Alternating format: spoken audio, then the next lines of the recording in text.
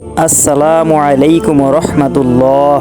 আপনি কি জানেন একজন মানুষ মারা যাওয়ার পর তার রূহ কোথায় যায়? এই প্রশ্নটার উত্তর জানলে আপনার শরীর কেঁপে উঠবে। মৃত্যুর পর একজন মানুষকে কবরে শোয়ানো হয়, শরীরটা থাকে পৃথিবীতে, কিন্তু তার রূহ চলে যায় অন্য জগতে, যাকে বলা হয় আলমে বরজাখ।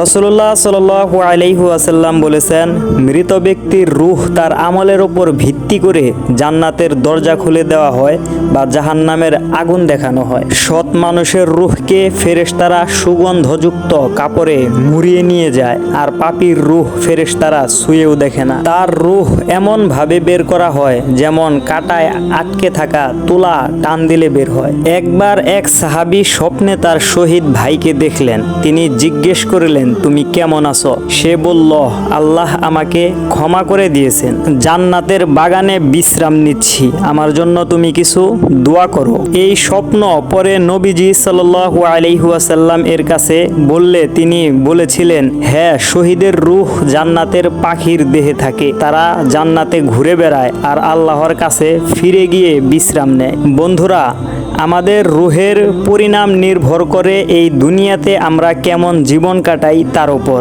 তাই এখনই ঠিক করুন আপনি কি চান, আপনার রূহ জান্নাতে বিশ্রাম নিক না জাহান্নামের আগুনে জ্বলুক। এই ভিডিওটি যদি আপনার মনে একটু হলেও আল্লাহর ভয় আনতে সাহায্য করে, তাহলে দয়া করে শেয়ার করুন, হয়তো কারো তওবার কারণ আপনি হয়ে যাবেন।